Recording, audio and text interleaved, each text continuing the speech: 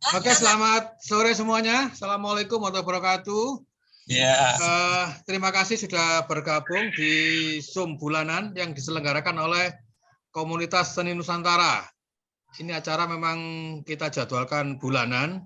Dulunya kita tiap akhir bulan, tapi ya karena kesibukan dan macam-macam bergeser sampai akhir menjadi awal bulan berikutnya. Ini sudah keempat kalinya kita diskusi tentang kesenian dan kebudayaan ini, dan kebetulan bulan lalu kita ngomong tentang peranan lembaga kesenian.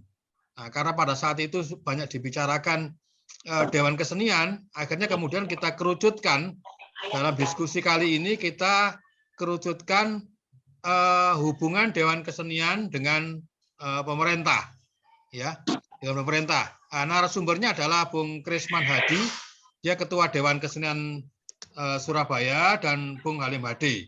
Kenapa kita pilih Bung Krisman? Karena kebetulan di Surabaya sekarang sedang ada ontran-ontran, ya, ada kasus bahwa Dewan Kesenian Surabaya musdanya tidak diakui oleh Pemkot, kemudian Pemkot membuat musda sendiri dan terbentuklah Dewan Kesenian Kota Surabaya. Nah, jadi sekarang Bung Krisman dan kawan-kawan sedang melakukan gugatan ke PT UN. Kita nggak tahu seperti apa hasilnya, sedang diproses. Dan ternyata sebetulnya persoalan Dewan Kesenian kembali ada di berbagai daerah. Ya, tadi Bung siapa yang cerita? Bung Rahman tadi ya, cerita di Palu juga ada, di Jember itu ada, dan malah masing-masing sama-sama aktifnya.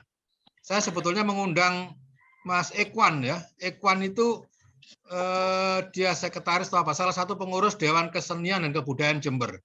Itu yang swasta, istilahnya saya bilang swasta, ya. Sedangkan pemerintah ada, ini saling bersaing. Yang swasta malah lebih gencar kegiatannya. Ya. Di Palu, Surabaya, Jember, juga Mojokerto sebetulnya juga ada. Cuma Mojokerto nampaknya teman-teman itu kurang militan atau bagaimana, sehingga mereka diam saja. Akhirnya ya mati dengan sendirinya. Oke, kita akan mulai aja. Mungkin Bung Halim bisa saya kapan hari sudah menyebarkan sebuah artikel dari saya pribadi, ya, itu membahas tentang Dewan Kesenian Kota Surabaya. Kalau itu sudah dibaca, mudah-mudahan menjadi pemicu diskusi, ya, pemicu diskusi kali ini. Dan saya harap karena Dewan Kesenian itu banyak sekali persoalannya, kita tidak terlalu melebar kemana-mana, tetapi lebih fokus kepada kaitan Dewan Kesenian dengan pemerintah. Artinya yang seharusnya itu bagaimana, kemudian nyatanya bagaimana, nah, terus kalau ada persoalan solusinya bagaimana. Saya kira kita lebih mengerucut ke situ, ya. Oke, saya persilakan yang pertama Bung Halim Hadi, dipersilakan. Oke, Bung Henry, terima kasih, dan terima kasih kepada Anda yang hadir pada Zoom meeting ini.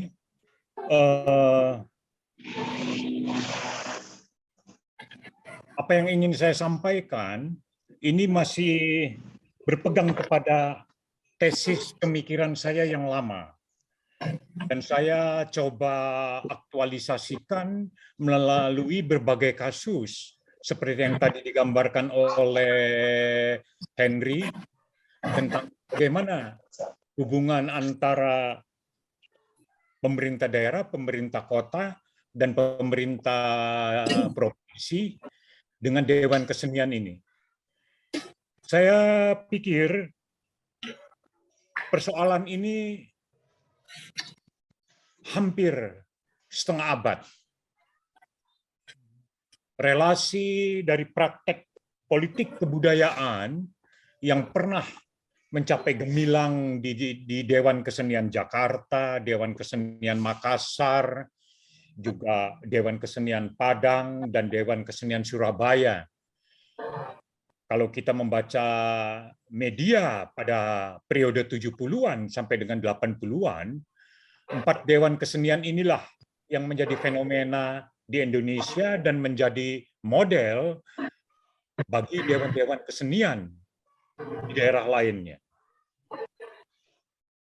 Dan usaha saya menelusuri sejarah Dewan Kesenian dalam praktek politik kebudayaan ini, saya katakan dalam praktek kebudayaan ini karena saya teringat juga apa yang pernah disampaikan dalam konsep yang lebih visioner tentang politik kebudayaan dengan judul pidato politik kebudayaannya Sujatmoko yang diselenggarakan oleh Akademi Jakarta pada tahun 70-an itu.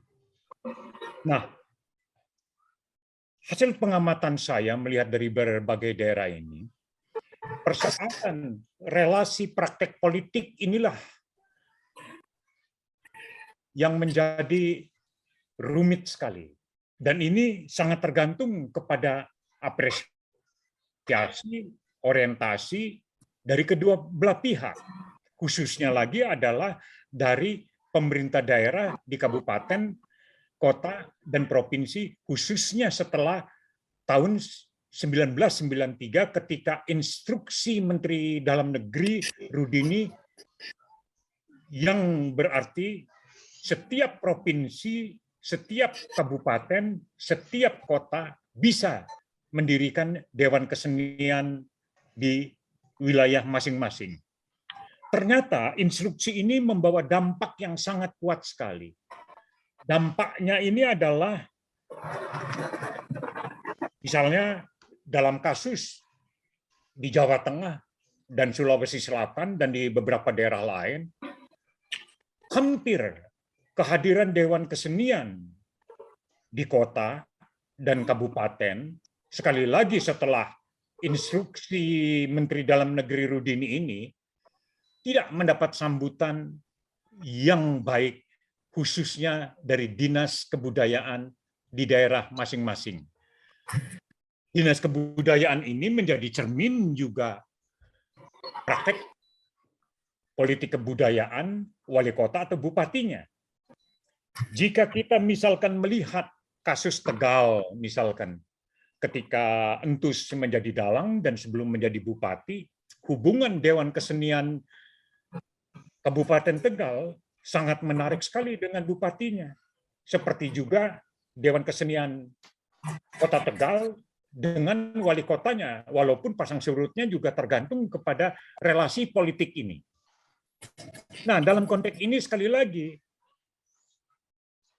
ternyata antara sesuatu yang nampaknya remeh, tapi sekaligus juga menjadi rumit adalah tentang bagaimana apresiasi dari wali kota, bupati, dan gubernur itu sangat tergantung sekali kepada pemahaman mereka tentang apa sesungguhnya Dewan Kesenian itu. Saya mendapat kiriman dari Profesor Sofyan Salam dari Universitas Negeri Makassar melalui WA ketika saya memposting undangan Zoom meeting ini. Beliau salah satu poinnya adalah bahwa relasi-relasi itu sangat tergantung kepada sejauh mana kedekatannya antara figur dari pengelola Dewan Kesenian ini dengan pengelola daerah. Saya bersetuju dengan beliau, dengan Profesor Sofyan Salam ini. Bahkan Profesor Sofyan Salam ini menekankan kenapa tidak Dewan Kesenian ini juga, atau siapa yang berminat menjadi pimpinan Dewan Kesenian di daerah, tingkat kabupaten, kota, atau provinsi, menjadi tim sukses berkaitan dengan pilkada ketika mereka memasuki dunia atau ranah politik ini. Saya kira ini lontaran yang menarik, yang sesungguhnya kalau kita lihat misalkan kasus Dewan Kesenian Jawa Timur, almarhum siapa saya lupa namanya, seorang penari dan koreografer, Fauzi, misalkan almarhum Fauzi adalah tim sukses dari Pak Dekarwo, dan beliaulah yang sukses juga menjadi ketua Dewan Kesenian Jawa Timur dan mendapat dukungan dari Pak Dekarwo dengan dana yang lumayan baik. Pada awal periodenya, Fauzi mendapat dukungan misalkan secara nominal 800 juta, 1 miliar, bahkan sampai dengan 1,5 miliar. Nah, kita melihat di sini bahwa bagaimana praktek relasi politik kebudayaan ini. Tapi persoalan relasi kebudayaan politik kebudayaan ini juga sesungguhnya kalau kita lihat sangat kuat berkaitannya dengan sejauh mana manajemen dari Dewan Kesenian ini di dalam mengelola dana yang ada, tapi sekaligus juga mengelola hubungan atau relasi yang ada itu. Kasus misalkan kalau kita lihat misalkan Dewan Kesenian Sulawesi Tengah yang tadi digambarkan, dan lumayan banyak informasi saya tentang bagaimana figur-figur di Dewan Kesenian Sulawesi Tengah, saya katakan jumut karena belasan tahun menjadi ketua Dewan Kesenian Sulawesi Tengah adalah sebuah pelanggaran menurut saya. Harusnya secara etis 2 periode saja sudah cukup, tapi ada misalkan pengurus yang sampai 3-4 periode nongkrong di dewan itu dan memanfaatkan Dewan Kesenian ini sebagai kepentingan atau interest dari dirinya atau kelompoknya. Nah, dalam konteks inilah saya kira kalau kita bicara tentang hubungan Dewan Kesenian dengan pemerintah daerah, kota, dan provinsi, sangat kuat kaitannya dengan interest juga yang sesungguhnya terbangun akibat kaitan dengan pengelola kota ini. Interest inilah yang sesungguhnya menjadi sesuatu yang sangat real sekali, bagaimana sesuatu Dewan Kesenian bisa dikelola dengan baik. Kasus Dewan Kesenian Jakarta yang saya kira sampai sekarang masih tetap fenomenal dan menjadi sesuatu yang sangat menarik ketika mereka mencoba bagaimana mempertahankan hak-hak mereka ketika misalkan Dinas Kebudayaan Jakarta mencoba melanggar hak-hak Dewan Kesenian ini. Nah, usaha-usaha atau perjuangan untuk menegaskan kehadiran Dewan Kesenian dalam hubungannya dengan pemerintah ini sesungguhnya sangat ditentukan oleh komitmen pengelola Dewan Kesenian itu sendiri.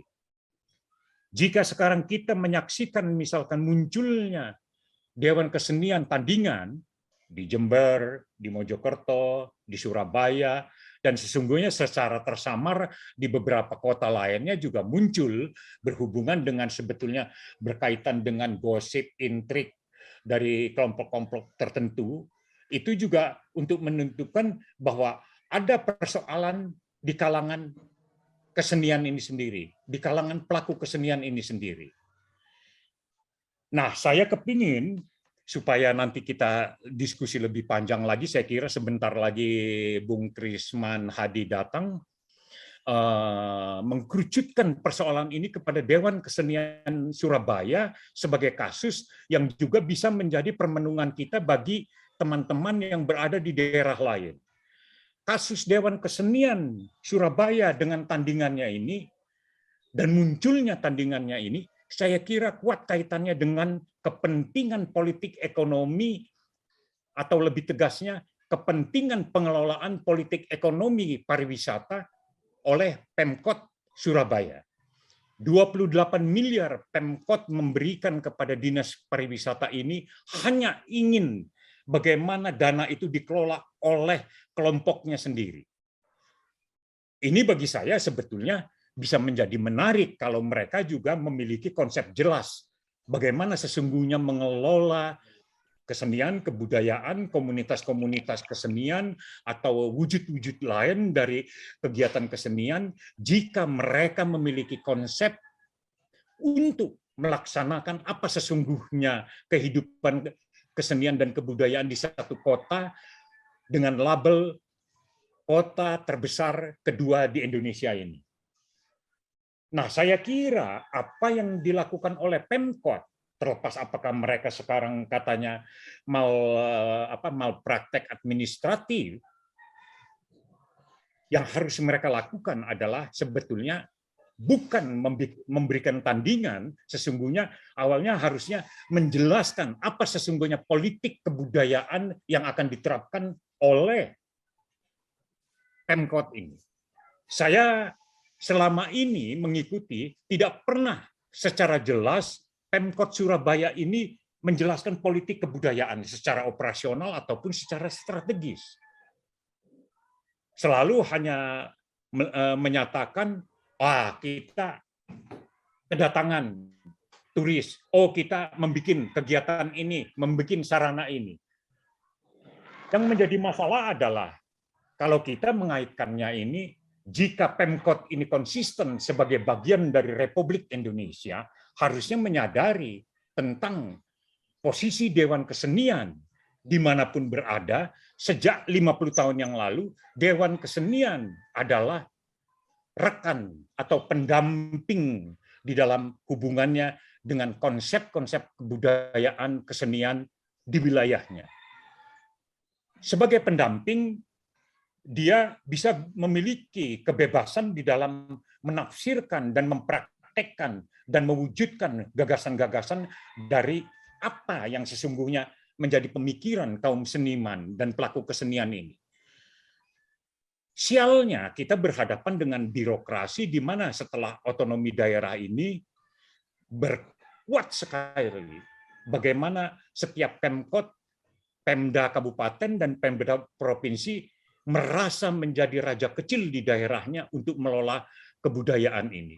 Seandainya kesadaran kepada bentuk-bentuk narsisme raja kecil ini benar-benar mereka wujudkan secara konseptual, masih baik.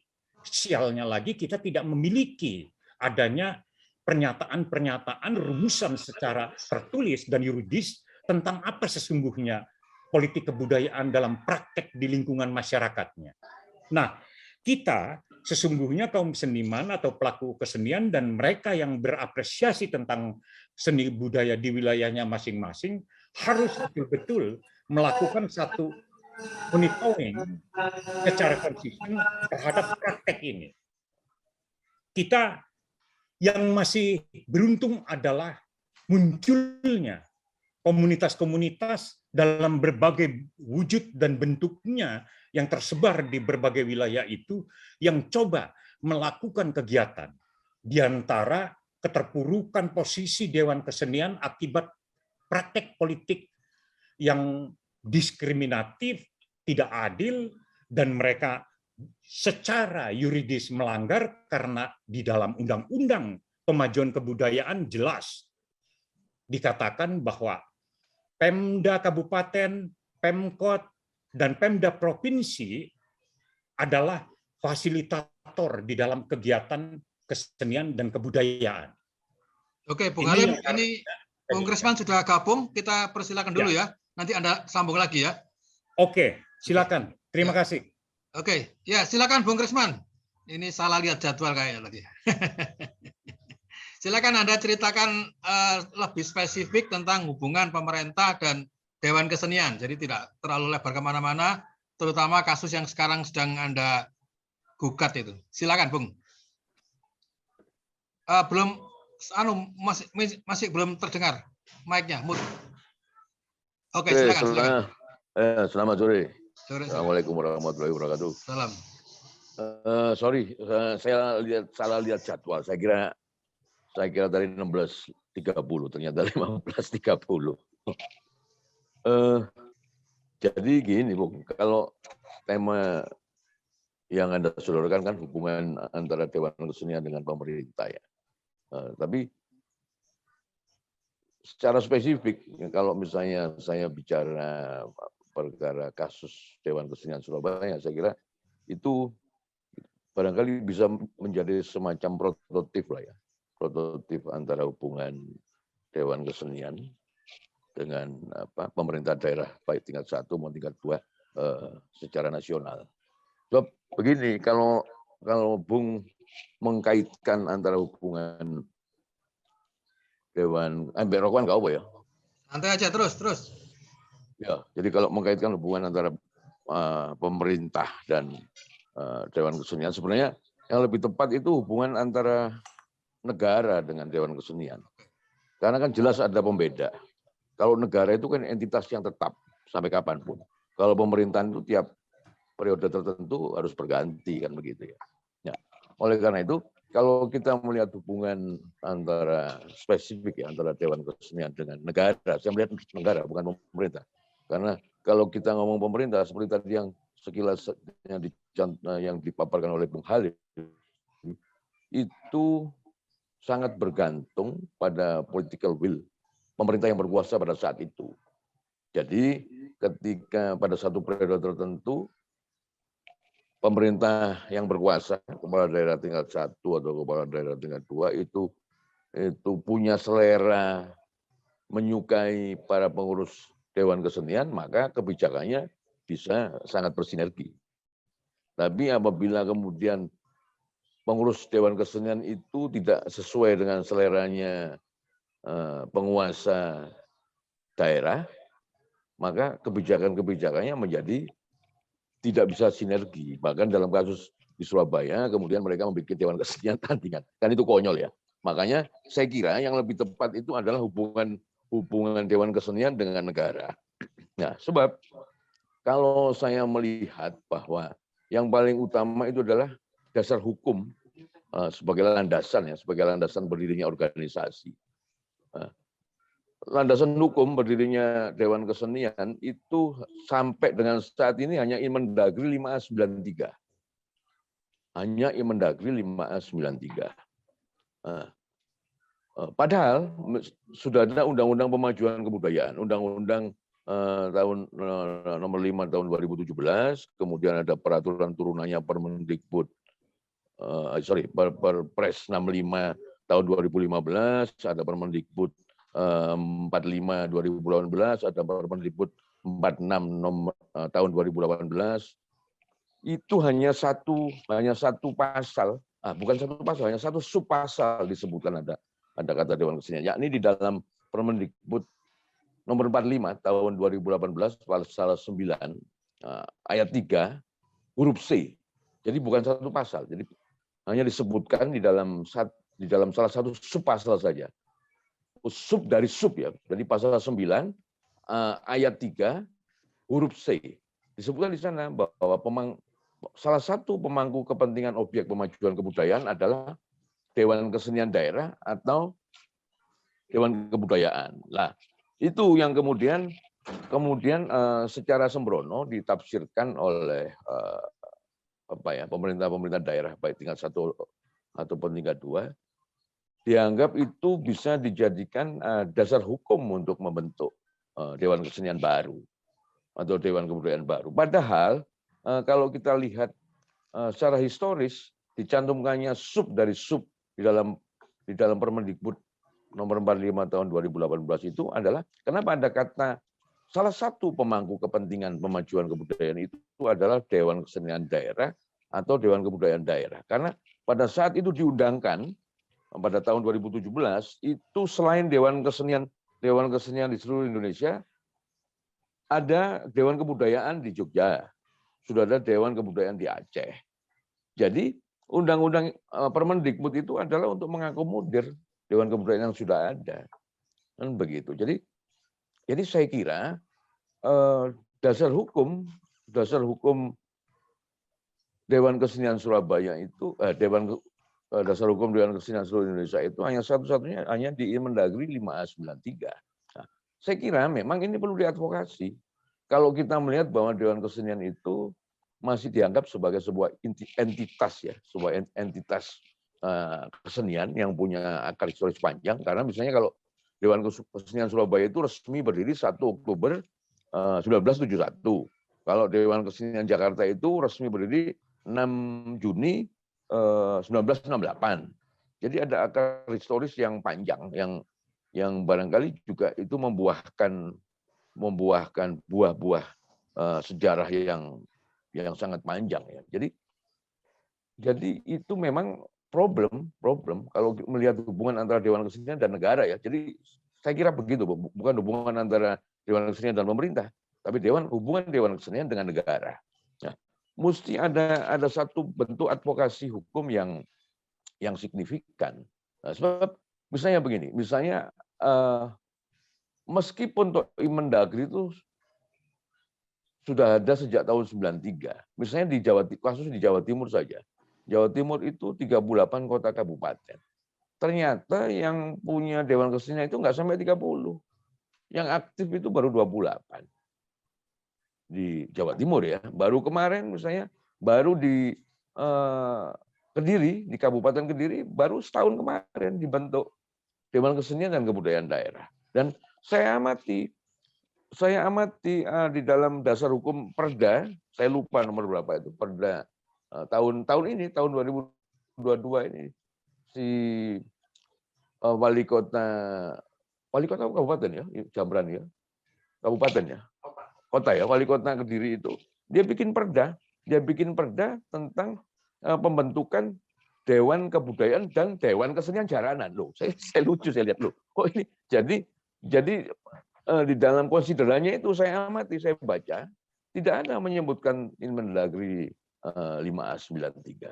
Nah, saya kira itu adalah fenomena umum di seluruh Indonesia bahwa kesenian itu hanya dianggap sebagai barang tempelan lah. Pokoknya asal ada begitu ya. Nah, mereka tidak menyadari bahwa negara belum punya bangunan struktural hukum untuk melihat bahwa betapa pentingnya kesenian.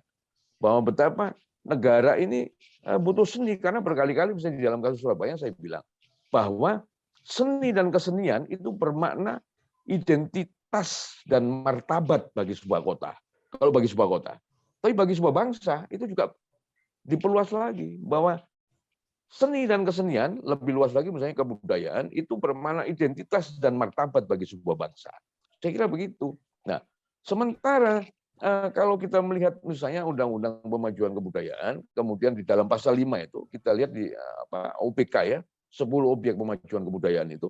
Nah, di situ ada seni tradisi, ada lisan, ada manuskrip, saya nggak apa, ada 10 objek pemajuan kebudayaan. Itu saya melihat itu lebih pada perlindungan dan pelestarian kearifan lokal. Jadi mestinya kalau itu dijuduli Undang-Undang Pemajuan Kebudayaan, mestinya lebih luas lagi lah. Jadi kalau 10 objek pemajuan kebudayaan itu sesuai dengan yang tercantum di dalam pasal 5, sebatas itu, maka sebenarnya Undang-Undang Pemajuan Kebudayaan itu lebih tepat kalau dinamakan Undang-Undang Pelestarian dan Perlindungan Kearifan Lokal yang berupa seni tradisi, berupa manuskrip, berupa sastra lisan, berupa permainan tradisional. Nah, saya kira begitu, sehingga isinya judulnya adalah bangunan besar pemajuan kebudayaan, tapi isinya sangat lokal, sangat sempit. Saya kira begitu.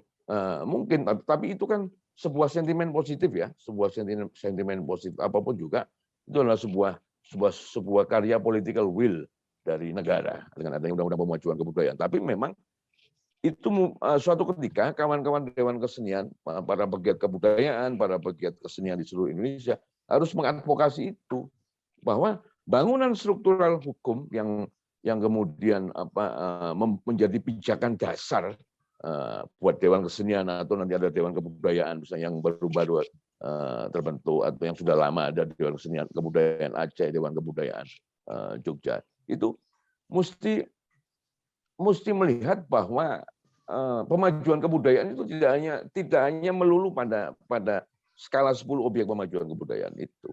Saya kira begitu. Nah, sekarang kemudian kalau ditarik pada hubungan antara Dewan Kesenian dan negara. Nah, karena minimnya pelindungan negara terhadap Dewan Kesenian, maka terjadi kasusnya Dewan Kesenian Surabaya dengan pemerintah kota. Begitu. Jadi ketika kemudian kita menyelenggarakan musyawarah pada 29 Desember 2019 itu, setelah musyawarah selesai, karena tidak sesuai dengan selera pemangku kebijakan di Dinas Pariwisata Kadisparta, maka mereka bilang bahwa musyawarah itu tidak sah. Kan begitu. Musyawarah tidak sah. Padahal mereka mengirimkan utusan untuk ikut di dalam konsultasi musyawarah Dewan Kesenian Surabaya dan kalah.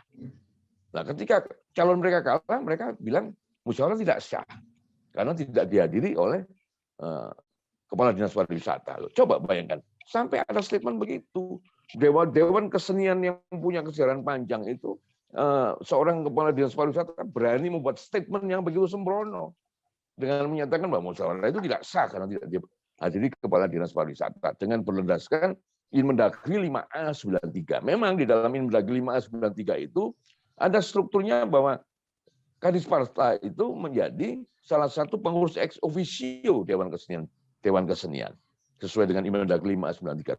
Tapi kemudian kalau dilihat dari SK kepengurusan DKS yang dikeluarkan oleh wali kota zamannya Bu Tri Risma hari ini, periode SK DKS periode 30 Desember 2014 sampai 2019 Di situ tidak ada disebutkan bahwa Kadis Sparta itu sebagai pejabat ex officio. Maka saya bilang loh, kalau dibilang tidak sah karena tidak dihadiri oleh Kadis Sparta, itu pernyataan yang sembrono dan pernyataan yang tidak ada dasar hukumnya.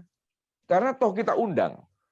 Secara resmi ada dokumennya, ada dokumen laporan musyawarah, kita undang wali kota, kita undang Kadis Sparta. Nah, persoalan kemudian mereka tidak datang, yaitu urusan mereka. Adapun kita mengundang itu adalah di dalam kerangka sopan santun organisasi, bukan di dalam rangka keabsahan. Begitu.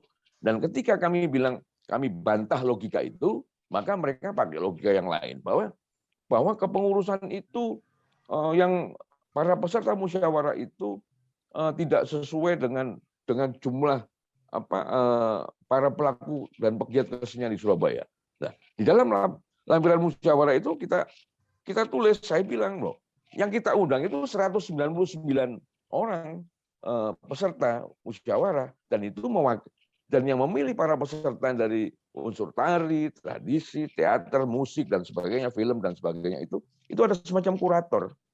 Ada kurator yang dianggap orang yang dituakan di bidang teater siapa, orang yang dituakan di bidang film siapa. Mereka yang menseleksi para pegiat masing-masing bidang kesenian.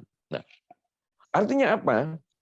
Artinya bahwa karena tidak ada pelindungan yang signifikan di dalam bangunan struktur hukum negara terhadap Dewan Kesenian, maka pemerintah itu bisa seenak udahnya sendiri. Jadi kalau tidak sesuai dengan seleranya, maka ya sudah, dihabisin saja kan gitu. Sehingga itu adalah problem yang serius bahwa tolong dipahami bahwa pemerintah itu bukanlah negara, berbeda. Bahwa pemerintah itu bisa setiap saat berganti, tapi bangunan struktur negara itu tetap. Nah, apa yang saya maksud dengan bangunan struktur negara itu adalah harus ada perangkat hukum yang jelas dari negara untuk melindungi eksistensi dan keberadaan Dewan Kesenian. Saya melihatnya begitu. Nah, kalau toh ada undang-undang pemajuan kebudayaan, kemudian ada turunannya Perpres 65 tahun 2018, ada Perpres, ada Permendikbud 45, ada Permendikbud 46 tahun 2018, itu masih mengatur secara umum dan yang lebih spesifik itu soal PPKD tentang penyusunan pokok-pokok kebudayaan daerah. Jadi saya kira kalau memang forum ini adalah hendak kemudian mencari solusi supaya Dewan Kesenian itu di dalam bangunan struktur kenegaraan itu benar-benar dihargai secara historis dan kemudian benar-benar ada perlindungan hukum yang signifikan, maka saya kira memang mudah-mudahan ini nanti bisa sampai kepada pemangku kepentingan negara ya. Itu Kementerian Pendidikan dan Kebudayaan. Jadi sekurang-kurangnya saya pernah bilang pada beberapa kawan di Jakarta yang saya anggap itu punya akses pada negara ya. Saya bilang, Bung, sebenarnya kenapa tidak ditingkatkan saja? Kalau Imendagri 93 itu sudah sekian puluh tahun, itu sudah hampir setengah abad. Kenapa itu tidak misalnya dalam bentuk SKB, minimal SKB 2 menteri misalnya, atau SKB 3 menteri. Syukur-syukur bisa PP. Kalau misalnya undang-undang itu terlalu pelik untuk mengadvokasi, tapi paling tidak ada SKB 2 atau 3 orang menteri. Saya kira begitu. Kalau tidak ada bangunan struktur pelindungan negara terhadap Dewan Kesenian, maka problem yang dialami oleh Dewan Kesenian Surabaya itu akan menjadi fenomena umum. Begitu. Jadi posisi Dewan Kesenian itu, para pekerja kreatif itu kan tidak bisa didomestikasi, tidak bisa ditundukkan. Jadi hubungannya kan mesti setara. Saya melihat bahwa di dalam Imendagri itu pun, meskipun toh SK kepengurusan dan pembentukan Dewan Kesenian itu adalah dari SK dari tangan seorang kepala daerah, tapi struktur pertanggungjawabannya itu adalah pertanggungjawaban kesetaraan. Artinya apa? Pemerintah, kepala daerah, apalagi kepala dinas pariwisata, tidak bisa mendikte dan tidak boleh mendikte apa yang dilakukan oleh Dewan Kesenian. Jadi kehadiran kepala daerah, kehadiran pemerintah daerah, kehadiran di Sparta itu adalah memfasilitasi dan secara administrasi justru menjadi penopang, bukan kemudian menjadi guidance bahwa Dewan Kesenian harus melakukan ABCD, tidak begitu. Saya kira sementara itu, Bung. Jadi supaya paling tidak kan kalau memang mau berangkat dari kasus Dewan Kesenian Surabaya, maka saya berharap nanti di dalam proses hukum yang sudah ditempuh oleh Dewan Kesenian Surabaya nanti akan bisa menjadi semacam presiden lah. Akan menjadi semacam presiden buat kawan-kawan Dewan Kesenian seluruh Indonesia. Saya kira sementara itu. Oke, terima kasih Bung Krisman. Saya kembalikan ke Bung Halim dulu untuk meneruskan tadi yang belum selesai, sekaligus menanggapi apa yang disampaikan oleh Bung Krisman tadi. Silakan Bung Halim. Ya, saya kira saya ingin menambahkan 2 poin atau lebih tegasnya lagi. Sebetulnya saya ingin menekankan persoalan semacam begini tentang persoalan sebetulnya bagaimana di dalam posisi Dewan Kesenian dan juga posisi dari pengelola daerah di tingkat kabupaten, kota, ataupun provinsi, ini berkaitan dengan Undang-Undang Pemajuan Kebudayaan sebagai instrumen politis. Hadirnya Undang-Undang Pemajuan Kebudayaan ini sesungguhnya untuk menegaskan bagaimana pengelola daerah di tingkat kabupaten, kota, dan provinsi ini sebagai fasilitator. Dengan kata lain, harusnya kesadaran reposisi fungsi inilah diberikan kepada Dewan Kesenian. Dan sekaligus Dewan Kesenian harus juga melakukan reposisi fungsi ini. Selama ini, hampir di kebanyakan, dan saya kira 90% lebih dari Dewan Kesenian ini justru mengidentikan dirinya sebagai event organizer. Ini sebetulnya kekeliruan fatal dari cara kerja Dewan Kesenian. Reposisi fungsi dari Dewan Kesenian ini harus kembali kepada konsep awal dari Dewan Kesenian yang secara historis ditegaskan. Dewan Kesenian adalah perumus dan konseptor untuk merumuskan gagasan-gagasan tentang kehidupan kesenian dan kebudayaan di daerah masing-masing dan Dewan Kesenian sebagai partner. Dengan kata lain, persoalan Dewan Kesenian ini adalah harus menekankan bagaimana mereka, Dewan Kesenian ini, menjadi perumus tandingan dalam pengertian untuk memberikan masukan, karena tidak semua di lingkungan birokrasi ini memiliki persepsi tentang kebudayaannya. Nah, persoalan posisi Dewan Kesenian dalam konteks reposisi fungsi ini juga kita berhadapan dengan masalah kompetensi dari orang-orang yang sesungguhnya berada di dalam Dewan Kesenian ini. Saya kira Dewan Kesenian di Indonesia harusnya lebih berpikir tentang bagaimana visi-visi kebudayaan, visi-visi kesenian berkaitan dengan berbagai aspek, bagaimana menciptakan satu kehidupan kesenian dan kebudayaan yang berhubungan dengan ekologi, lingkungan hidup, tentang dinamika sosial, politik, ekonomi, pendidikan, dan lain-lain. Disitulah tugasnya. Sementara itu berarti konsekuensi logis dari reposisi fungsi ini mengaitkan dan mewajibkan Dewan Kesenian memiliki jejaring dengan komunitas atau grup atau para pelaku di daerah masing-masing. Berhubungan dengan inilah kita sering mendapatkan, seperti yang disampaikan tadi rekan kita dari Sulawesi Tengah, akuntabilitas dari Dewan Kesenian Sulawesi Tengah misalkan, atau dari Dewan-Dewan Kesenian di Banten misalkan, sampai ketua Dewan Keseniannya sekarang konon sedang berada di dalam satu ruang tertentu yang berkaitan dengan manipulasi keuangan yang bernilai ratusan juta itu.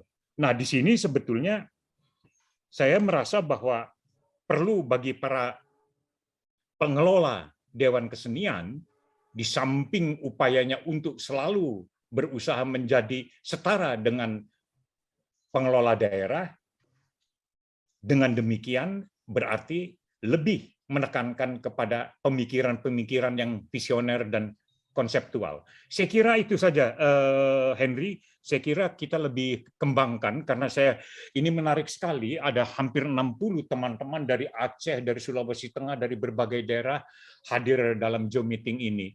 Terima kasih.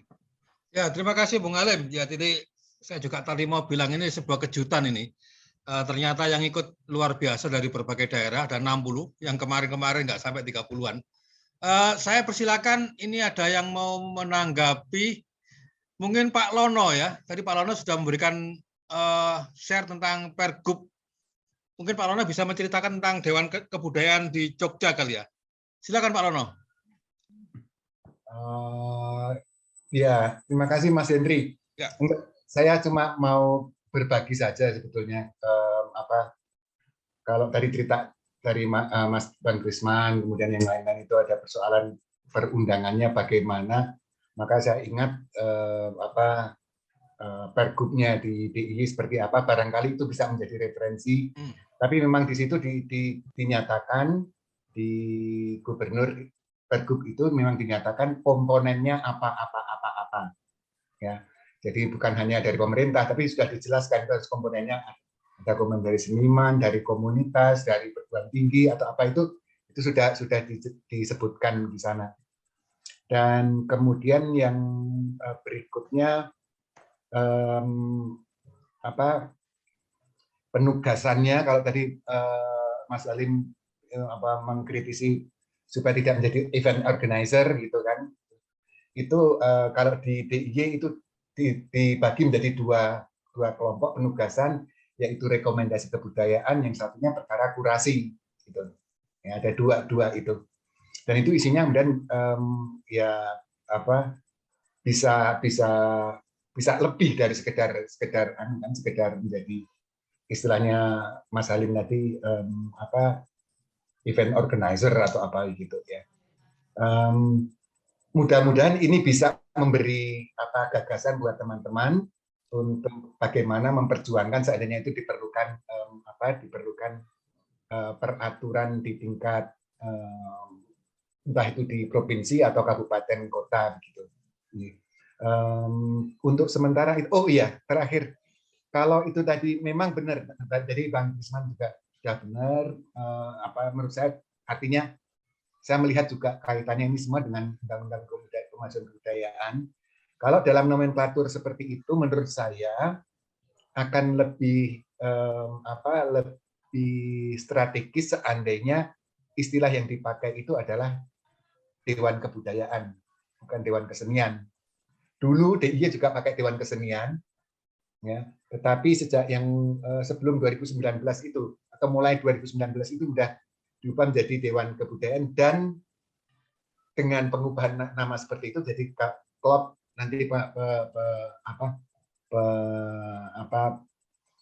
penugasannya dan ruang lingkupnya itu lebih bisa sesuai dengan perundangan yang ada. Untuk sementara begitu dulu aja, Mas Hendri. Ya, terima kasih Pak Lono. Jadi nampaknya yang diusulkan Bung Krisman tadi kan lebih terpusat ya, sementara di daerah itu punya inisiatif sendiri sehingga tidak tergantung pada pusat. Contohnya di Jogja ada Pergub ini ya. Tadi ada juga yang komentar di chat, memang kalau masing-masing Dewan Kesenian tidak punya peraturan yang tingkat lokal, ini memang susah gitu ya. Inmendagri 93 itu kan sudah sangat kadaluarsa ya, tidak bisa dibuat cantolan gitu. Ini ada yang resen, ada dua ini Pak Sofyan Salam sama Bung Rahman Shah. Siapa dulu? Silakan. Sultan. Oke, silakan Bung Rahman Shah dulu.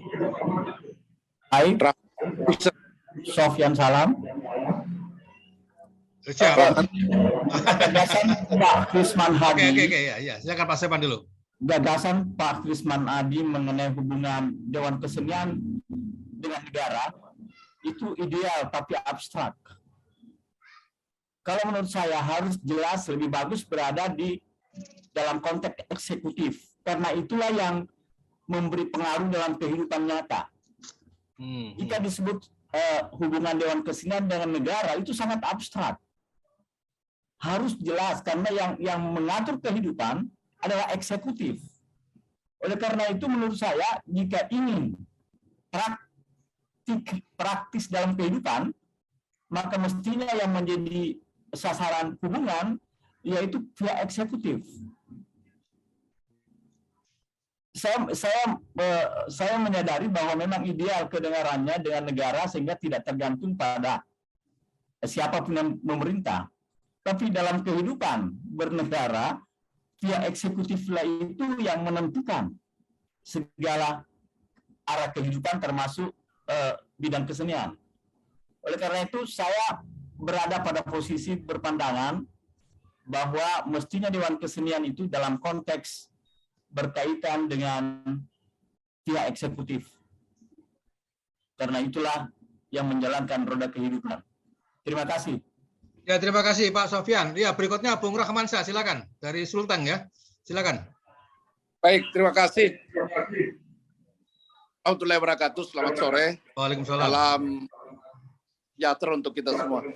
Saya Rahmansyah dari Dewan Kesenian Goa, Sulawesi Selatan.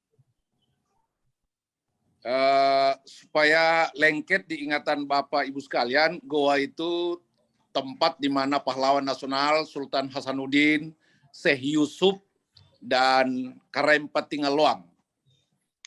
Izinkan saya bicara singkat dalam forum terhormat ini. Yang pertama adalah kita yang ada di Dewan Kesenian, termasuk Dewan Kebudayaan, ya, atau lembaga-lembaga formal, tentu tidak boleh merasa bangga sendiri dengan jabatan atau keberhimpunan kita di lembaga-lembaga itu. Karena di luar sana, banyak sekali aktivitas dan kegiatan seni dan kebudayaan yang dilakukan oleh kawan-kawan kita, sahabat-sahabat kita, tanpa mengenal lembaga-lembaga formal seperti DKG dan semacamnya. Oleh karena itu, saya kira memang kembali ke masing-masing personal pekerja kegiatan-kegiatan seni dan budaya, memaksimalkan kerja-kerjanya dan pada akhirnya memberi keyakinan dan kekuatan bagi pemerintah daerah untuk menjadikan teman-teman pekerja ini, ya, penggiat kegiatan seni dan budaya ini sebagai bagian dari satu kekuatan daerah yang harus ditonjolkan. Itu dulu yang harus ditampilkan dari kita semua sebagai penggiat kesenian dan kebudayaan. Oleh karena itu saya menganggap bahwa Dewan Kesenian atau Dewan Kebudayaan, kebetulan kami Dewan Kesenian itu di dalamnya ada aktivitas dan kegiatan kebudayaan juga. Dan kami difasilitasi oleh pemerintah daerah. Bapak Bupati Goa menyiapkan kami di museum sekretariat di tempat yang sangat terhormat di Kabupaten Goa. Dan kami jadikan Dewan Kesenian ini sebagai perahu besar yang menampung perahu-perahu kecil. Perahu-perahu kecil ini adalah sanggar-sanggar seni, rumah-rumah kebudayaan. Gitu. Tidak boleh Dewan Kesenian ini atau Dewan Kebudayaan ini menjelma menjadi sanggar seni atau rumah kebudayaan yang menjadi saingan dari sanggar seni dan rumah kebudayaan yang ada. Tapi sebaliknya, Dewan Kesenian atau Dewan Kebudayaan ini harus menjadi perahu besar dari sanggar seni, rumah kebudayaan, untuk memikirkan bagaimana tumbuh dan berkembang kegiatan berkesenian dan kegiatan kebudayaan di daerah itu. Yang saya ingin katakan adalah memang kita semua yang sudah terlanjur berhimpun di lembaga ini, ya, tidak boleh merasa nikmat sendiri karena di luar sana banyak sekali seniman dan pekerja kebudayaan yang beraktivitas sendiri dan sangat luar biasa kerja dan pengabdiannya. Oleh karena itu ya, mari kita sama-sama memperlihatkan kerja kita dan kemudian pemerintah yakin bahwa kerja-kerja seni dan kebudayaan dibutuhkan dalam rangka membangun daerah. Saya kira itu bagian dari saran dan pikiran saya. Terima kasih. Assalamualaikum warahmatullahi wabarakatuh. Waalaikumsalam. Ya, beruntunglah Bung Rahmansyah mendapatkan tempat terhormat wali kota ya. Pemerintah sudah memberikan tempat. Silakan berikutnya Tauku Afifuddin.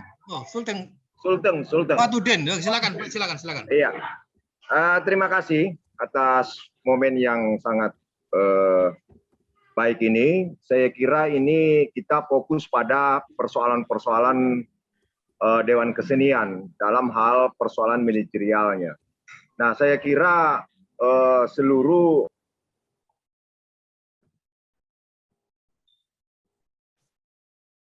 Suaranya hilang. Halo?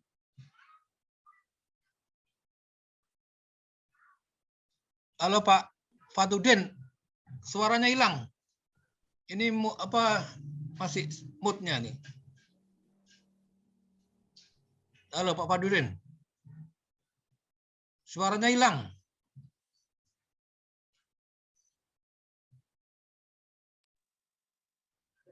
Oke, lanjut. Halo. Ya, sudah gabung. Lanjut. Oke. Iya, saya kira pemikiran kita semuanya, saya kira ini kan kita mencari solusi. Kita tidak menginginkan ada Dewan Kesenian yang diintervensi oleh pemerintah daerah ya.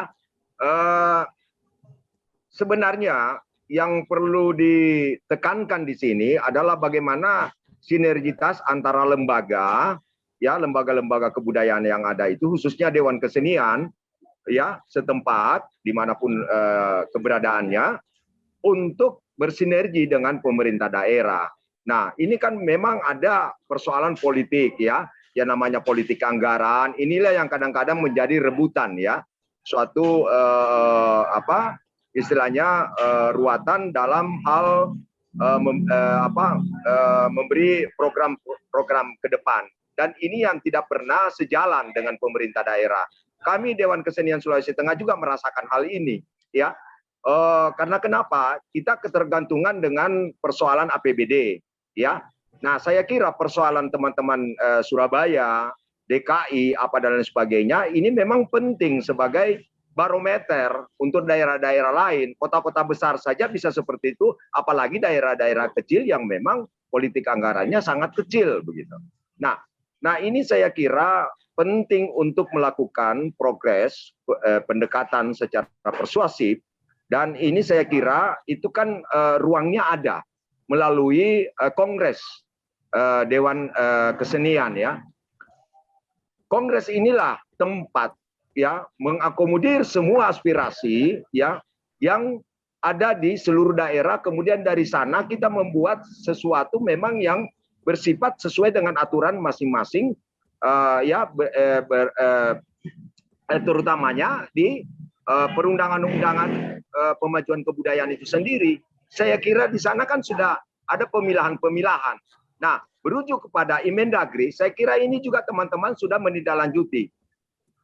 Hasilnya adalah sudah banyak daerah-daerah yang melahirkan perda, termasuk Sulawesi Tengah, ya. Dan bahkan ini berujung kepada sinergi yang kita akan bangun ke depan untuk menjadikan ya Dewan Kesenian ini menjadi suatu stakeholder bagi para pelaku seni yang ada di daerah-daerah. Karena kenapa? Kita memayungi, misalnya Sulawesi Tengah memayungi 13 kabupaten plus 1 kota. Misalnya seperti itu. Nah, kebijakan anggaran inilah seperti apa. Nah, lalu kemudian sinergitas antara kabupaten daerah, dan ini juga perlu disinergikan antara provinsi dengan daerah. Ini yang kadang-kadang tidak ketemu. Ya, karena kenapa? Persoalan kebijakan politik anggaran tadi itu. Nah, saya kira ini penting, ada saya kira di sini ada Mas Halim, ada senior-senior yang lain yang bisa mewujudkan, bukan hanya bisa mengkritisi ya, tapi juga mencari solusi seperti apa sebenarnya. Karena kadang-kadang kita juga antar seniman di daerah itu juga kadang-kadang pemikiran berbeda-beda, tapi satu wujud kita bahwa kita ingin bersinergi di dalam satu wadah. Tidak perlu ada persaingan-persaingan yang lain. Kalau ada, ini yang penting dikeroyok bersama-sama untuk memberikan support kepada teman-teman dan juga memberikan pemahaman terhadap pemerintah daerah setempat. Saya kira ini penting. Jadi ujung-ujungnya kita tidak serta-merta memberikan kritik-kritik terhadap pemerintah, tapi solusi ini yang terpenting bagi kami. Nah, kami di daerah ya itu selalu kami lakukan itu.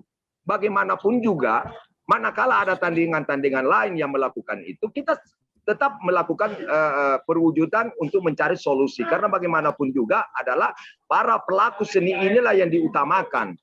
Nah, kita juga berterima kasih kepada teman-teman yang sudah bukan pelaku seni tapi bisa memberikan apresiasi terhadap pengembangan dan pemajuan Dewan Kesenian di daerah. Itu juga kita butuhkan sebenarnya. Jadi bukan serta-merta hanya pelaku-pelaku yang juga masuk di Dewan Kesenian, tapi juga orang-orang yang punya kemampuan dalam memikirkan bagaimana perwujudan pemajuan kebudayaan yang ada di daerah-daerah.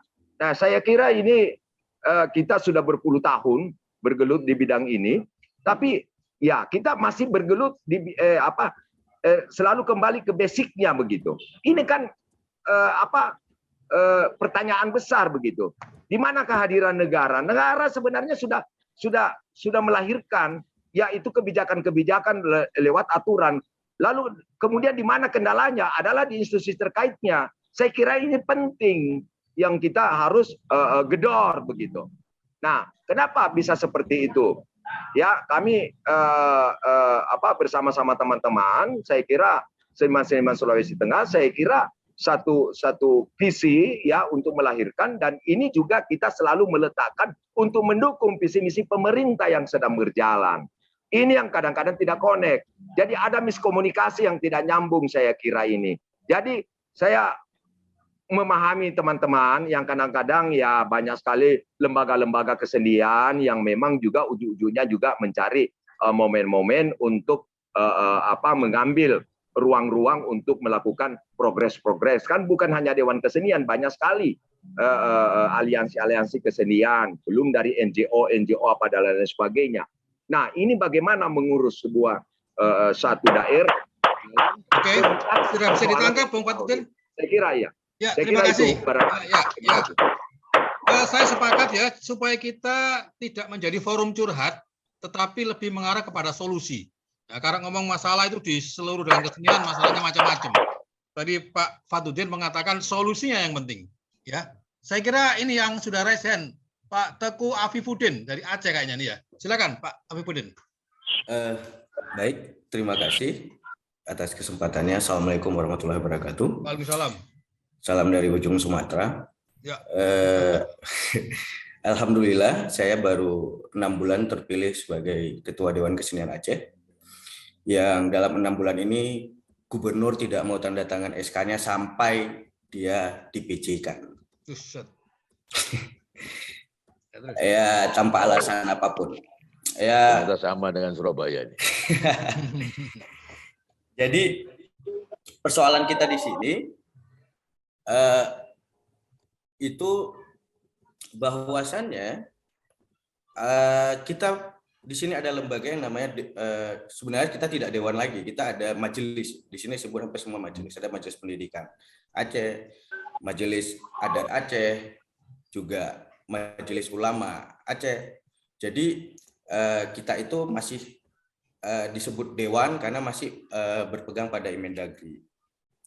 Nah, yang saya pikir kalau keberadaannya lemah, dasar Imendagri tanpa ada kanun kalau di Aceh ya, di tempat lain perda, mungkin ini sangat lemah untuk kita bisa bekerja yang disupport.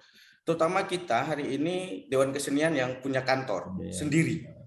Kita punya kantor sendiri dengan 2 lantai besar di Komplek Taman Budaya, tidak numpang.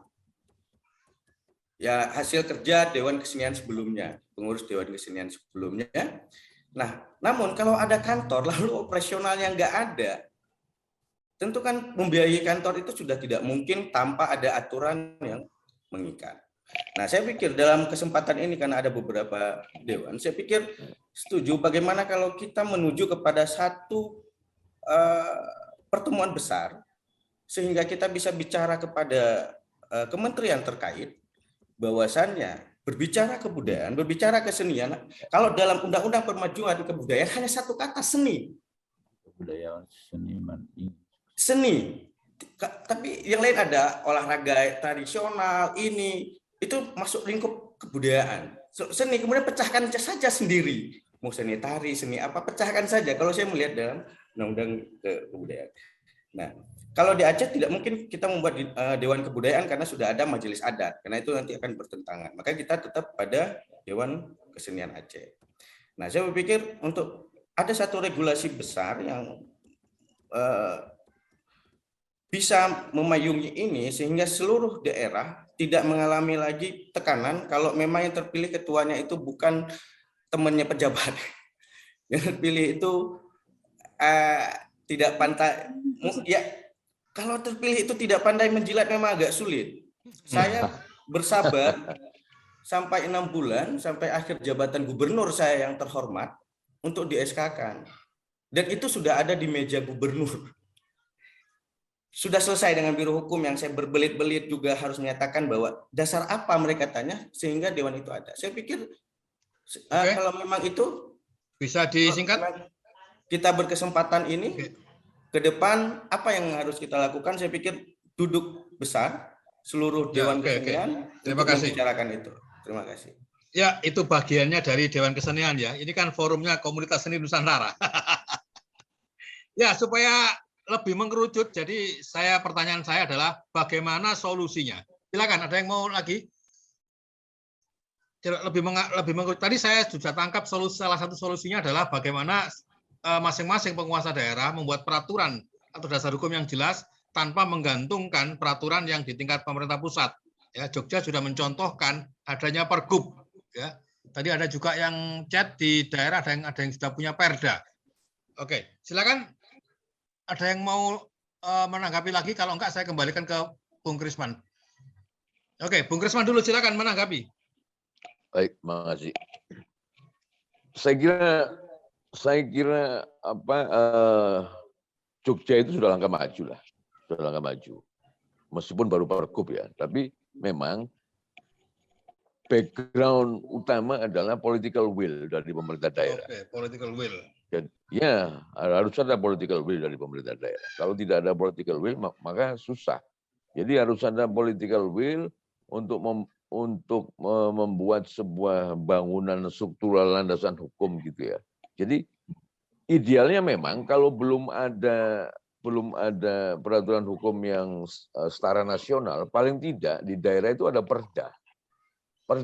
Jadi sebab kalau kemudian di masing-masing daerah itu ada perda yang khusus mengatur tentang eksistensi kelembagaan Dewan Kesenian, maka secara otomatis kalau itu kemudian diatur di dalam perda eksistensi Dewan Kesenian, maka sudah otomatis itu akan persoalan penganggaran misalnya, seperti yang dikeluhkan oleh kawan dari Aceh tadi, yang sama juga yang dialami oleh kawan-kawan Surabaya, bahwa ketika sudah ada perda, maka suka atau tidak suka, Dewan Kesenian pengurusnya itu sesuai dengan seleranya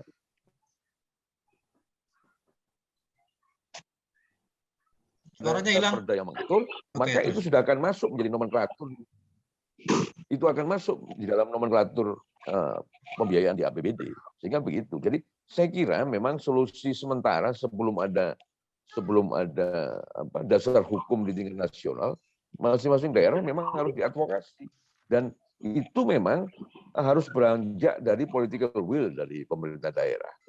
Sebab kalau tidak ada political will, kita advokasi sedahsyat apapun, sebab yang namanya perda itu kan lahir dari di samping bisa diajukan lewat perda inisiatif DPRD, tapi juga butuh political will dari seorang kepala daerah.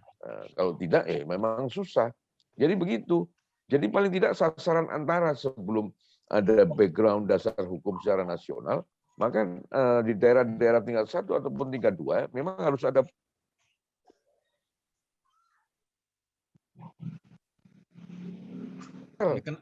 hukum untuk eksistensi dan kelembagaan Dewan Kesenian masing-masing daerah. Saya kira itu, tapi gunanya bahwa ada komunitas komunikasi antar kawan-kawan pengurus Dewan Kesenian di seluruh Indonesia.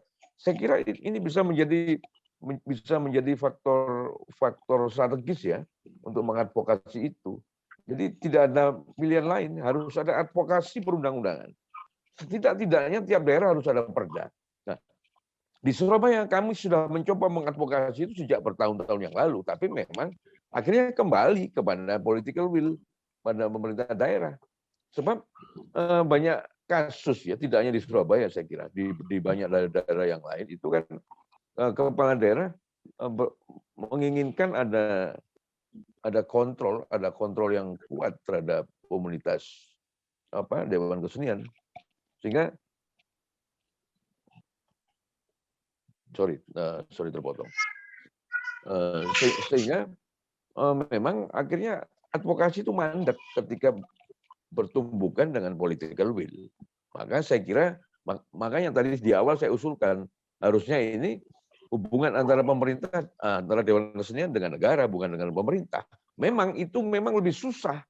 Memang itu lebih, tapi tidak abstrak sebenarnya. Sebenarnya tidak abstrak.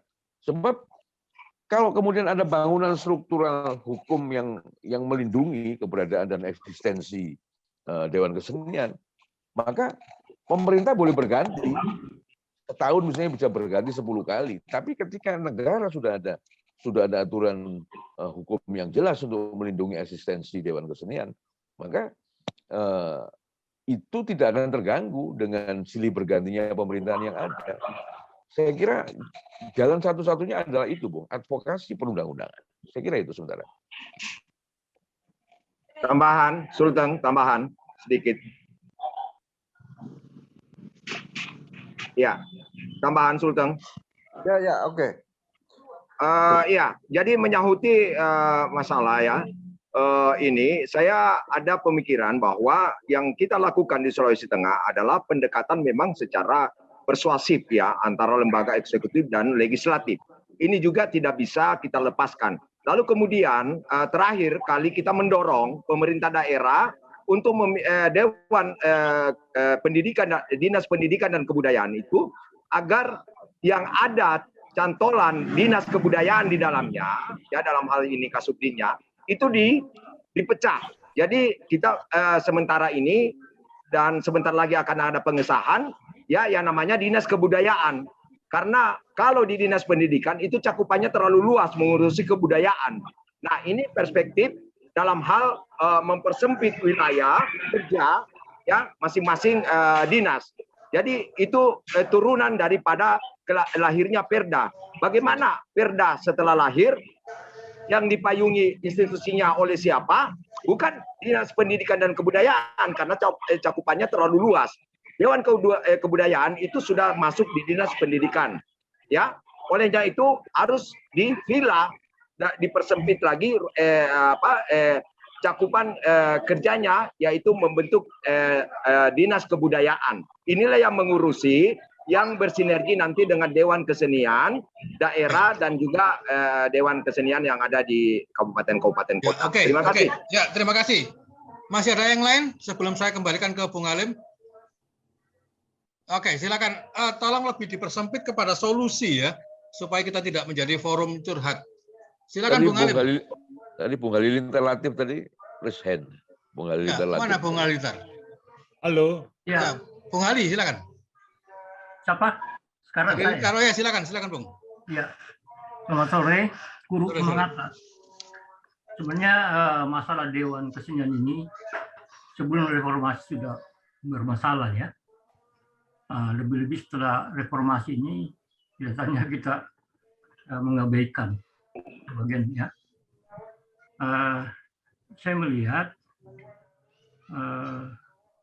harusnya kita melihat kembali peranan Dewan Kesenian ini, karena saya mengamati semuanya ini lari ke duit semua.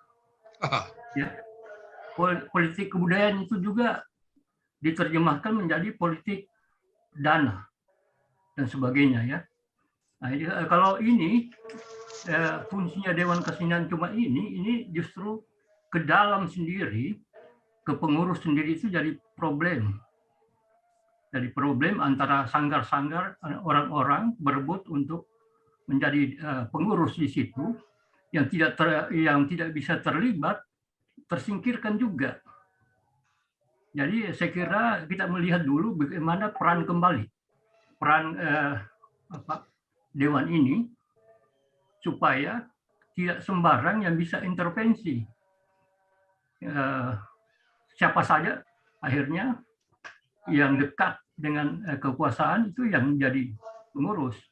Tapi kalau dia peranannya umpamanya sebagai kurator, ya kuratori, mengayomi seluruh lembaga-lembaga kesenian, itu agak sulit dicaplok. Juga masalah pencincangan ini, cabang-cabang kesenian atau ke dinas ini, saya kira Dewan Kesenian ini lebih menyangkut semua departemen justru, termasuk departemen pertahanan dan sebagainya, pertanian pun juga masuk di situ ya. Jadi bagaimana peranannya ini supaya kan ini orang-orang seniman ini seperti Kiai kan, dengan beda jalur ya. Nah ini yang saya kira makin lama kita itu makin dipersempit peranannya. Akhirnya ya beginilah, dicaplok dan lain-lain ya. Jadi saya menjalankan itu supaya mungkin kita perlu ada program jangka panjang, apakah itu secara nasional, mungkin di daerah kongres itu, tapi masing-masing wilayah juga menjabarkan itu, dan itu kita kawal berapa periode. Kalau membangun kesenian tidak bisa satu periode, dua periode politik. Gubernur kita sudah hantar. Jadi itu yang kita kawal masing-masing, visi-misi itu. Apapun nanti, tugas orang-orang gubernur atau apa, itu kita di situ kita saya kira terukurnya keberhasilan pengurus itu dan siapa yang bisa masuk ke situ. Nah itu saya kira perlu, saya sepakat kita perlu ada lintas apa. Karena Dewan Kesenian ini juga kan banyak yang sudah berubah nama ya. Sekarang di Makassar itu barusan juga dibentuk Dewan Kebudayaan. Orangnya juga, kontroversi juga, jadi macam-macam juga. Nah, semuanya lari ke duit atau politik. Politik ini dalam arti suara saja. Nah, kalau kita menghadapi tahun politik ya, memang ya, saya kira itu. Terima kasih Bang Halilintar. Ini Bang Jamaluddin dari Sulteng, ada mau menyampaikan, silakan Bang Jamal. Ya oke, terima kasih ya. Saya tanya sependapat dengan Bung Halilintar tadi.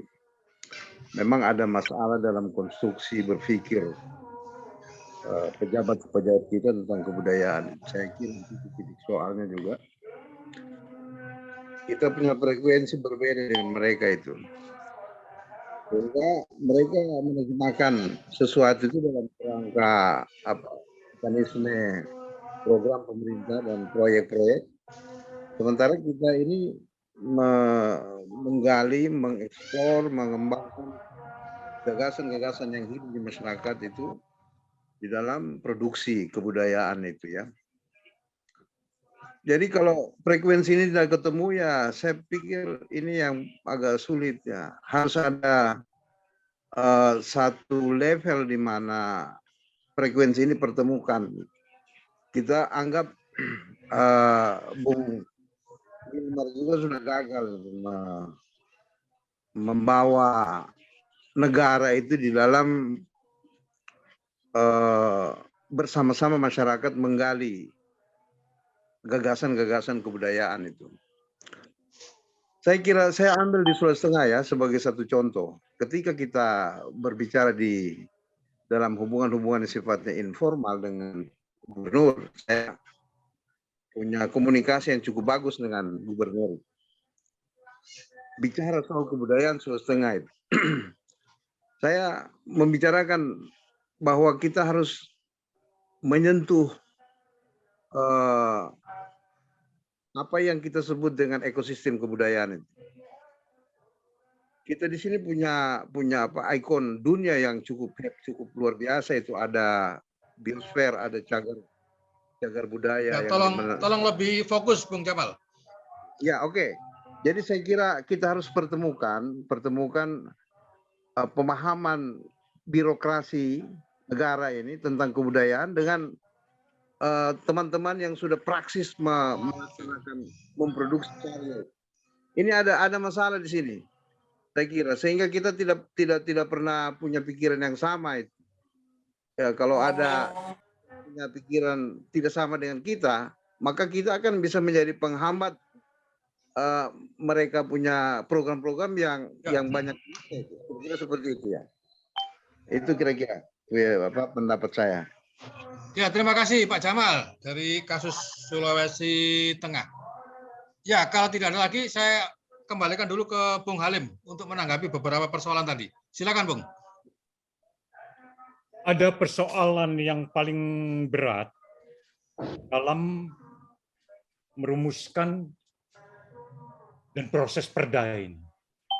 Ini kan persoalan perda ini kan bukan cuma wali kota atau bupati dan gubernur. Ini kan persoalan DPRD.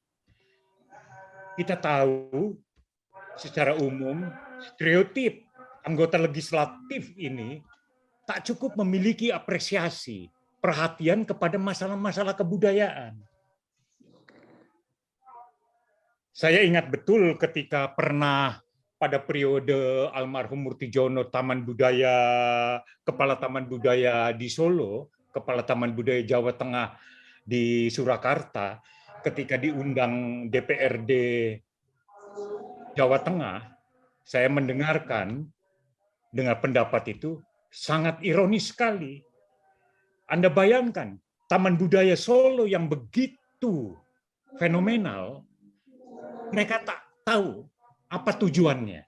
Bagaimana legislator tidak memiliki pengetahuan tentang lembaga kebudayaan yang diakui bukan cuma oleh kaum seniman tapi oleh berbagai kalangan berada di daerahnya.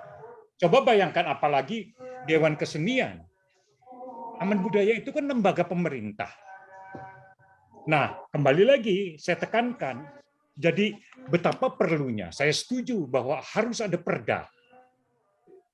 Harus ada perda di setiap daerah, dan perda ini juga salah satunya yang sebetulnya bahan diskusi saya pada awal 2000-an di Sulawesi Tengah, di Sulawesi Selatan, dan Sulawesi Barat. Isu yang saya lemparkan tentang ini untuk menanggapi Pak Halil ya, betapa pentingnya politik ekonomi kebudayaan di setiap daerah berdasarkan per kapita. Jadi ada satu kriteria, satu ukuran yang jelas. Berapa sesungguhnya Dewan Kesenian atau Dinas Kebudayaan memiliki anggaran setiap tahun. Per kapita, misalkan Makassar, kalau penduduknya 2 juta, misalkan 2.000 per kepala, berarti setiap tahun harus ada 4 miliar uang itu. Isu semacam gini tidak akan bisa ditanggapi oleh mereka. Kenapa? Dengan tidak adanya satu rumusan yang jelas, mereka bisa mempermainkan anggaran itu seenaknya saja. Jika ada kepentingan politis, mereka besarkan. Jika tidak ada kepentingan politis, mereka hilangkan. Nah, inilah betapa perlunya perda untuk merumuskan tentang posisi dan fungsi Dewan Kesenian, dan sekaligus merumuskan reposisi fungsi dari Dewan Kesenian ini yang bukan menjadi event organizer ini.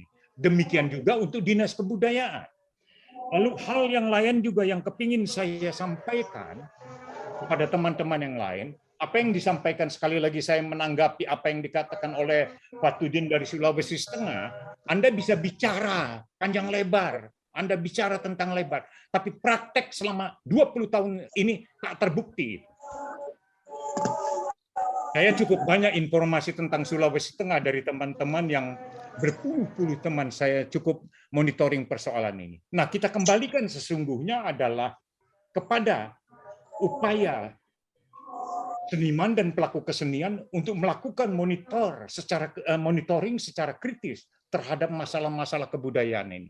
Tapi sekali lagi persoalan ini juga berkait dengan kondisi sosial politik secara psikologis yang dialami oleh legislatif ataupun bupati, wali kota, atau gubernur. Nah, saya kepingin melemparkan problem-problem ini bukan cuma solusi, bahwa kita sesungguhnya dihadapkan kepada persoalan, katakanlah misalkan lemparan isu tentang dana yang disampaikan oleh Pak Halilintar selalu menjadi acuan yang sesungguhnya secara real memang benar terjadi. Kasus Dewan Kesenian Surabaya, munculnya tandingan adalah kasus politik dana yang secara pragmatis ingin dikelola oleh kelompoknya sendiri. Saya merasa bahwa wali kota Surabaya melakukan politiking yang jauh dari kesadaran yuridis dan moral. Terima kasih. Ya, terima kasih Bung Halim. Ini ada pertanyaan yang terlewat untuk Bung Krisman, mungkin bisa dijawab dari Pak Sugeng Adipitoyo. Pertanyaannya adalah bagaimana strategi DKS menjadikan diri yang independen, lepas dari relasi politik dan relasi birokrasi pemerintahan, serta mandiri sebagai lembaga legislatif kesenian. Silakan Bung Krisman. Saya kira kalau pertanyaan itu kan soal Dewan Kesenian Surabaya itu kan diperspektifkan sebagai semacam NGO ya, sebagai LSM. Padahal tidak.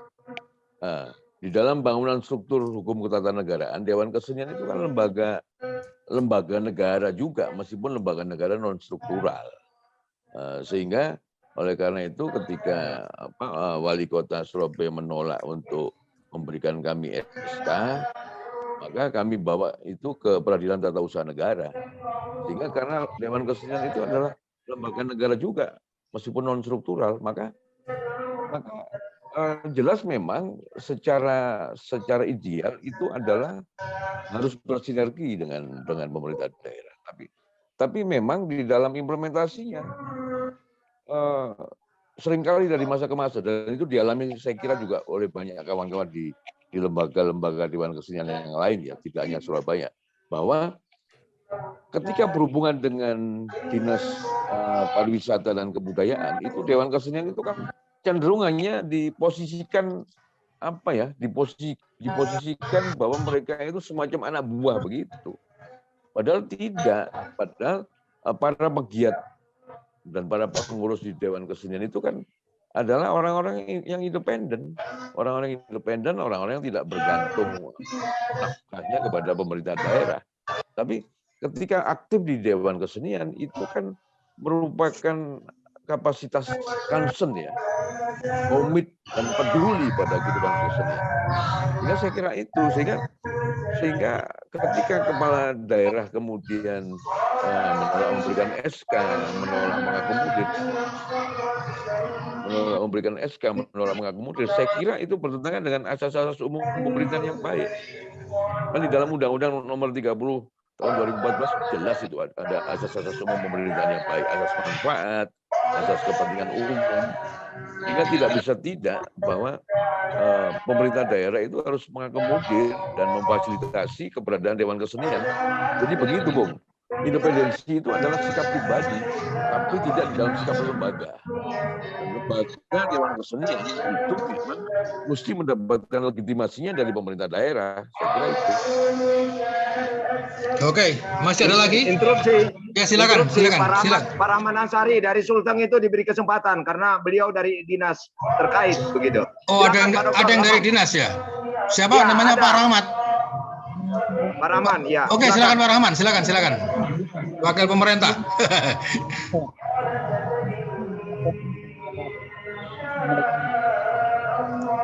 Suaranya belum keluar, Pak.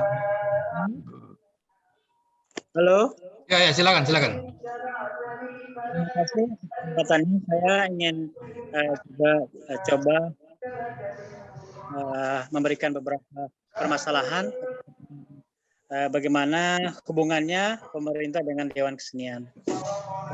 Jadi saya harus banyak melihat dan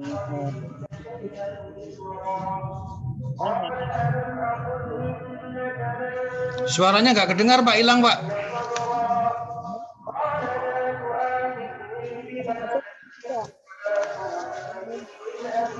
Wah, sayang sekali, suaranya tidak masuk, Pak.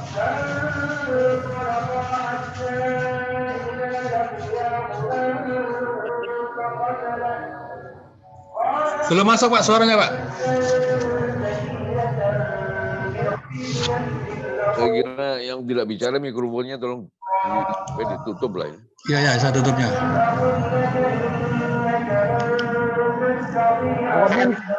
Ya, silakan.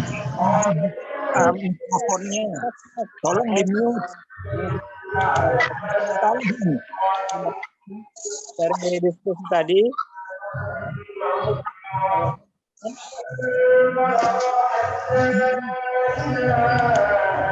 Halo Pak, suaranya belum dengar Pak. Pak Rahman, halo Pak Rahman. Halo. Ya, halo, ya, terus. Halo ya, lanjut Pak.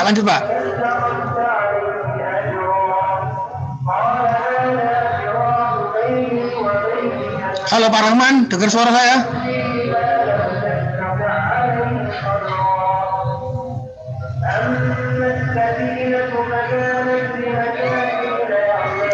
Halo Pak Rahman. Apa gangguan sinyal ini ya? Halo.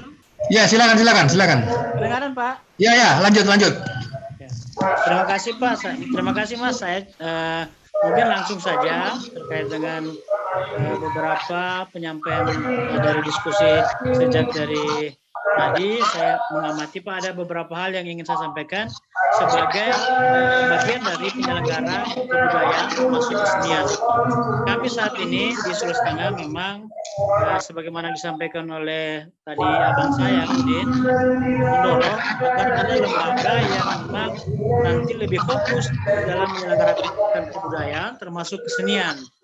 Nah, salah satu yang jadi permasalahan ketika lembaga yang menyelenggarakan kegiatan berhubungan dengan kesenian itu tidak ada, maka seluruh aktivitas berkesenian itu tidak bisa dimaksimalkan. Nah, oleh karena itu tentunya kami berharap di pemerintahan saat ini, pemerintahan daerah Sulawesi Tengah itu mencoba membentuk sebuah organisasi perangkat daerah yang nanti berkonsentrasi mengelola kebudayaan. Nah, sebagaimana daerah lain juga yang sudah dilakukan. Nah, itu oleh karena itu tentunya yang nanti akan dilakukan selain dengan menyediakan organisasi perangkat daerah dalam bentuk dinas, maka perangkat aturan yang nanti mewadahi seluruh aktivitas berkebudayaan termasuk kesenian. Nah, alhamdulillah kami di Sulawesi Tengah ini sudah ada Perda tentang penyelenggaraan kebudayaan. Ada pasal yang mengatur di dalamnya tentang lembaga kebudayaan termasuk Dewan Kesenian. Dewan Kesenian Sulawesi Tengah. Nah, Dewan Kesenian ini diuraikan dalam pasal itu memiliki berbagai tugas dan fungsi yang pada prinsipnya adalah menyelenggarakan seluruh kegiatan kesenian dan mengakomodir seluruh komunitas yang bergerak di dalam pengelolaan sebuah kegiatan kesenian. Nah, ini kami akan mencoba lagi untuk menurunkan Perda menjadi peraturan gubernur yang lebih spesifik yang mengatur tentang Dewan Kesenian. Nah, ini sementara kami rancang sehingga harapannya ke depan ketika lembaga kebudayaan yang nanti juga mengelola kesenian itu sudah ada, kemudian regulasinya itu sudah ditetapkan, maka seluruh aktivitas kesenian ini akan coba dibangun secara bersama-sama baik pemerintah maupun teman-teman yang memang punya kepedulian terhadap kesenian termasuk Dewan Kesenian. Saat ini yang masih kami rasakan bahwa teman-teman Dewan Kesenian ini ketika ingin melakukan kerjasama dalam bentuk relasi dengan pemerintah daerah belum mendapatkan sebuah pola yang tepat sehingga pemerintah dan Dewan Kesenian ini bisa menyelenggarakan secara bersama konsep yang seharusnya yang nanti menjadi peran masing-masing. Jadi kalau kita merujuk kepada Undang-Undang Nomor 5 Tahun 2017, maka kita bisa melihat bahwa peran pemerintah hanya sebagai fasilitator.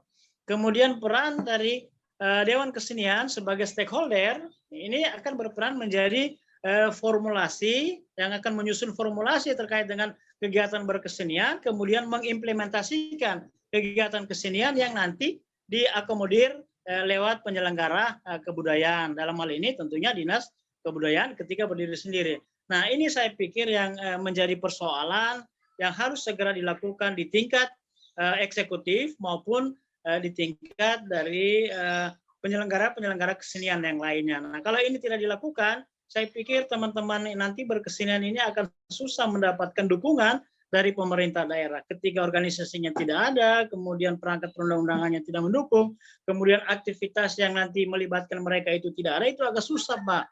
Nah, saat ini kami berusaha nanti ke depannya, Mas, kami berusaha ketika organisasi perangkat daerah ini ada, Dinas Kebudayaan, maka kami akan melibatkan seluruh aktivitas kebudayaan termasuk keseniannya. Seperti apa yang harus dibangun.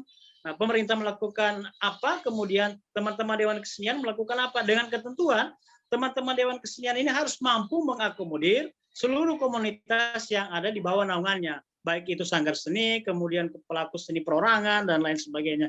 Ketika ini sudah terakomodir bagus, kemudian lembaga berkeseniannya juga bisa menjadi mitra yang baik dengan pemerintah daerah, akan kita lakukan secara bersama-sama, merumuskan pola yang tepat yang harus dilakukan. Sehingga pemerintah daerah juga akan diberitahu terkait dengan ini loh kegiatan yang dilakukan. Saat ini memang yang menjadi persoalan adalah komitmen dan pengetahuan penyelenggara pemerintahan terkait dengan kebudayaan dan berkesenian. Ketika bicara kebudayaan, bicara kesenian, mereka sepertinya menganggap bahwa ini hanya sebuah kegiatan hiburan, nah, tapi tidak memberikan pengaruh yang positif terhadap pembangunan, terutama kesejahteraan pelaku seni budaya dan masyarakatnya, bagaimana masyarakat menikmati.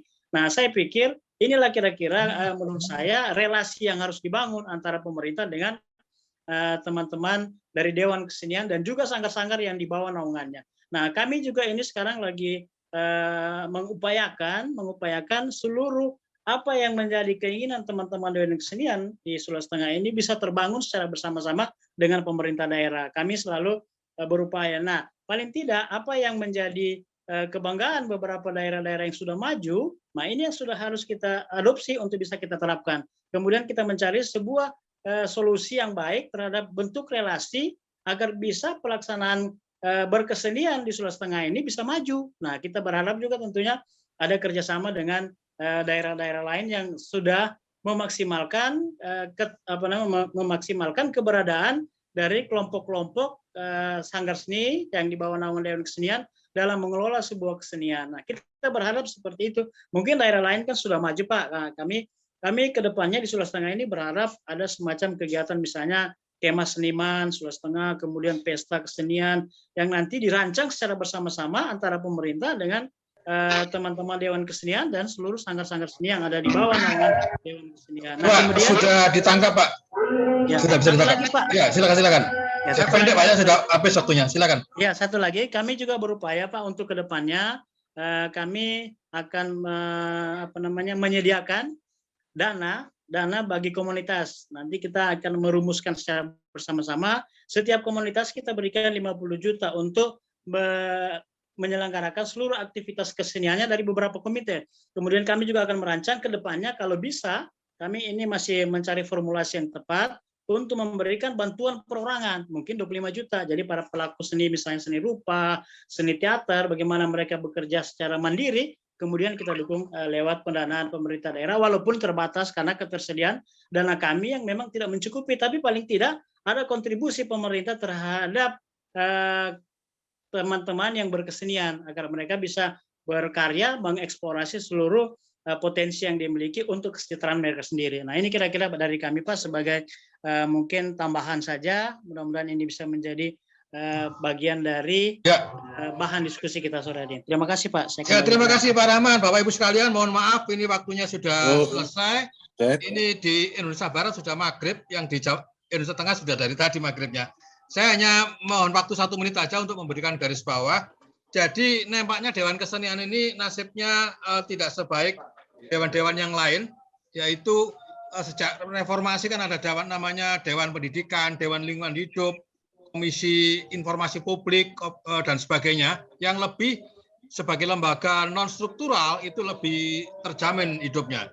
Karena itu solusinya yang saya rangkum dari berbagai pembicaraan yang pertama adalah perlunya adalah political will dari pemerintah daerah setempat, ya. Karena dasar hukum Inmendagri 5A 93 nampaknya tidak cukup sakti untuk diterapkan, diturunkan di tingkat provinsi maupun tingkat daerah. Yang kedua, solusinya adalah masing-masing dari daerah ini membuat aturan yang lebih bersifat lokal. Di Jogja dicontohkan ada Pergub, ya, ada Perda dan sebagainya. Ini barangkali solusi yang perlu dilakukan. Yang ketiga, ini juga masih debatable. Tadi ada solusinya adalah menjadi tim sukses kepala daerah, gitu ya. Saya nggak tahu lagi. Kemudian ada lagi yang menyebut perlunya solusi musyawarah Dewan Kesenian untuk duduk bersama.